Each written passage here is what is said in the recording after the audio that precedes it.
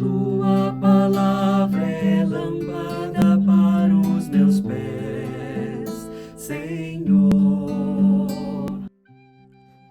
Bem-vinda, bem-vindo ao nosso encontro com a palavra Lâmpada para os meus pés. Em nome do Pai, e do Filho e do Espírito Santo. Amém.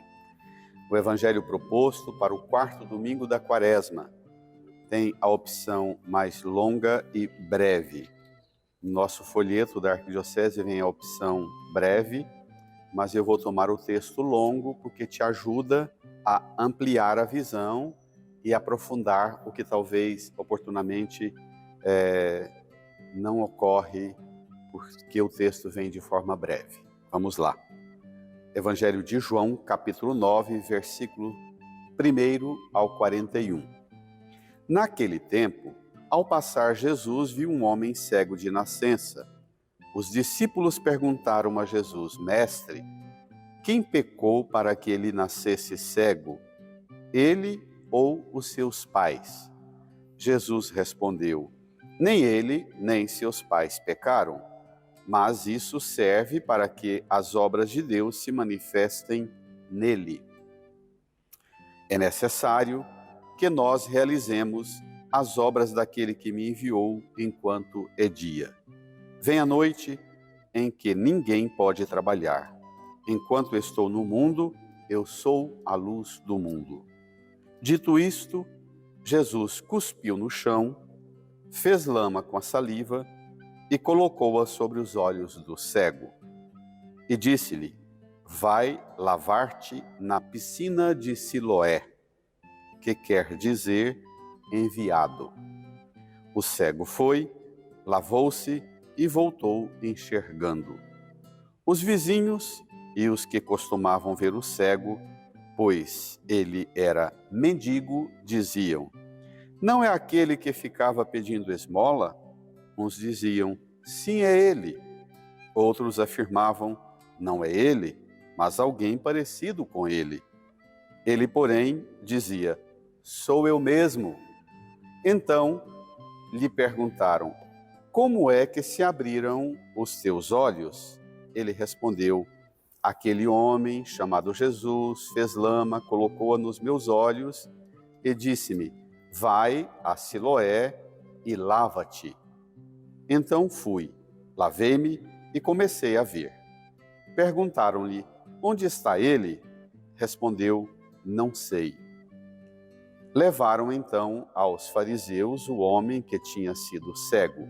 Ora, era sábado, o dia em que Jesus tinha feito lama e aberto os olhos do cego. Novamente, então, lhe perguntaram os fariseus como tinha recuperado a vista.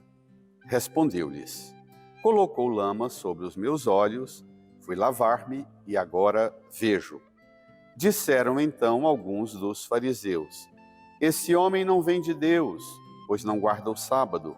Mas outros diziam: Como pode um pecador fazer tais sinais?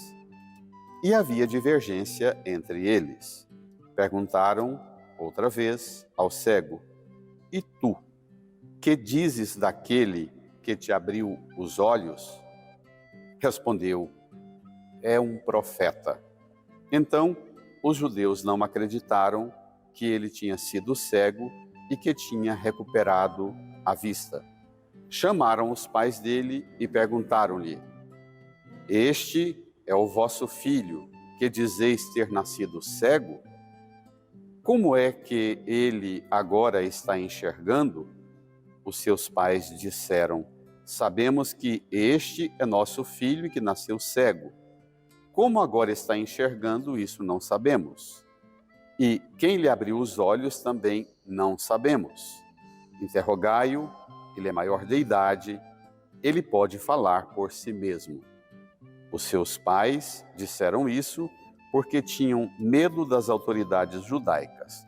De fato, os judeus já tinham combinado expulsar da comunidade quem declarasse que Jesus era o Messias.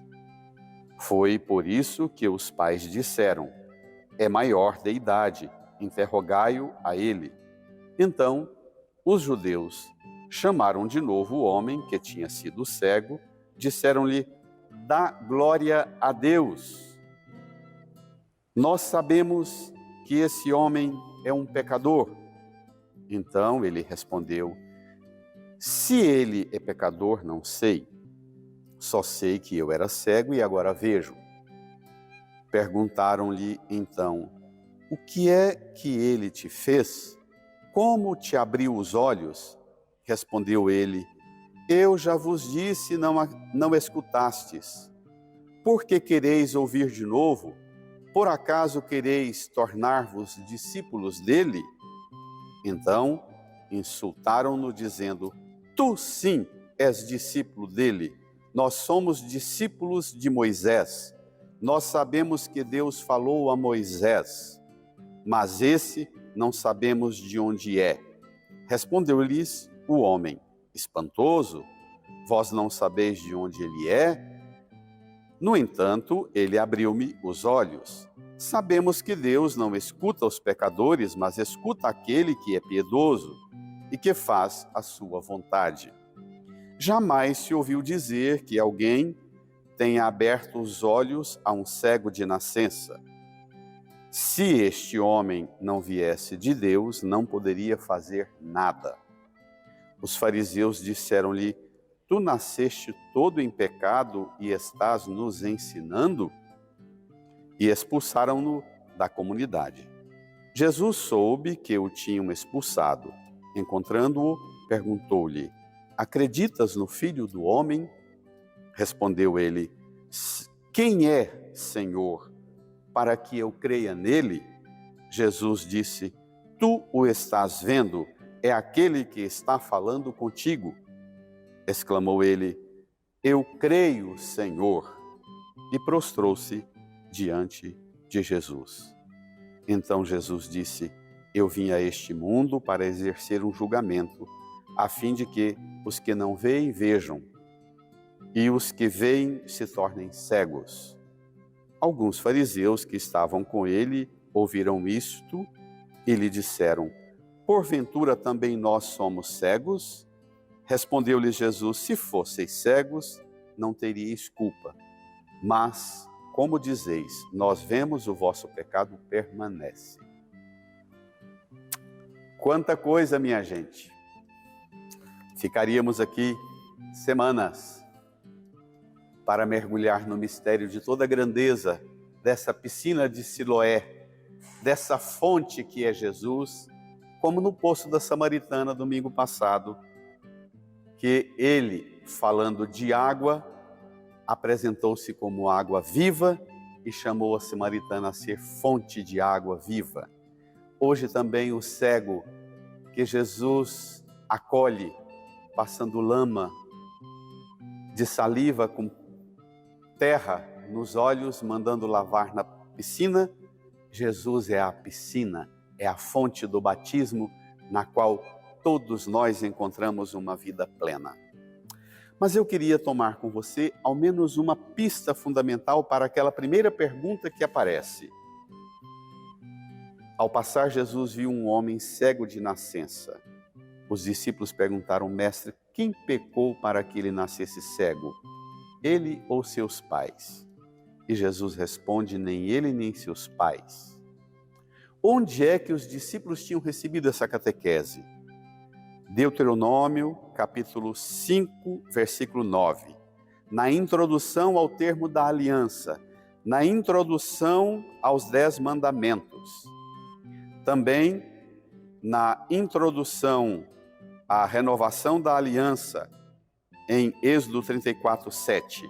Deus fala: sou um Deus ciumento. Eu visito a iniquidade dos pais nos filhos por 3 ou 4 gerações. Isso se repete no livro dos Números 14, 18. Sou eu que visito a iniquidade dos pais nos filhos até 3 ou 4 gerações.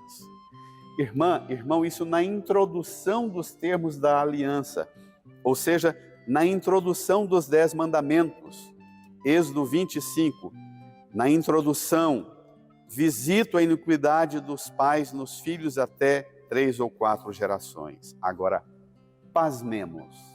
Onde Jesus encontrou a correção disso, que está na introdução dos 10 mandamentos, Jesus encontra na própria Escritura. Deuteronômio 24:16 diz o oposto de Deuteronômio 5:9. Diz assim: os pais não serão mortos por causa dos filhos, os filhos não serão mortos por causa dos seus pais. Cada qual será condenado à morte por causa do seu próprio pecado. Portanto, o direito penal avança em oposição ao costume primitivo da religião, que punia a família junto com o culpado e até a propriedade e os animais e queimava tudo. Agora, um exemplo de lei civil, de princípio jurídico civil, que abre a compreensão religiosa, que o livro do profeta Ezequiel, capítulo 18, versos 1, 4, diz assim: por que me repetis esse adágio? Os pais comeram uvas verdes e os dentes dos filhos embotaram. Não repetireis esse provérbio em Israel. Todas as vidas me pertencem, a vida do pai e a vida do filho, ambas me pertencem. Quem pecar, morrerá. Aquele que peca, morrerá. O filho não arcará com a iniquidade do pai, nem o pai com a iniquidade do filho. A justiça do justo estará sobre ele e a maldade do mal estará sobre ele. Quer dizer, Jesus não fez uma lei nova. A própria Bíblia, o Antigo Testamento, corrige o Antigo Testamento. Essa é a novidade. É por isso que a gente precisa da igreja. É por isso que nós não podemos ser manipulados por ideologias que interpretam só pedaços da Bíblia que gosta. A Santa Igreja ensina a Bíblia inteira. As ideologias ensinam só versículos para manipular, como os fariseus. Cai fora da manipulação ideológica, fique com a teologia da Santa Igreja e se torne também neste domingo da Quaresma curado da sua cegueira, da cegueira e da paralisia das ideologias, do moralismo repressor que quer transformar Deus a serviço do sábado, Deus a serviço do templo, e não o sábado, o templo, a lei a serviço de Deus. Essa é a correção que nós precisamos. Quando nós transformamos as mediações em centro, o sábado, o templo, a lei, e tudo passa a viver em função da lei, da norma, do costume e da tradição, mutilamos a religião e não acessamos Deus. Jesus, ao saber que esse cego curado tinha sido expulso da comunidade dos judeus, encontra-o e pergunta: acreditas no Filho do Homem? Ele pergunta: quem é, Senhor, para que eu creia? E Jesus diz: sou eu que estou falando contigo. Tu estás vendo, é aquele que está falando contigo. Eu creio, Senhor. E prostrou-se diante de Jesus. Passar da incredulidade e da morte à fé e à vida. Passar da incredulidade e da morte à fé e à vida. Professando a fé e adorando Jesus. Assim é o caminho dos que creem. Um domingo abençoado. Até a próxima.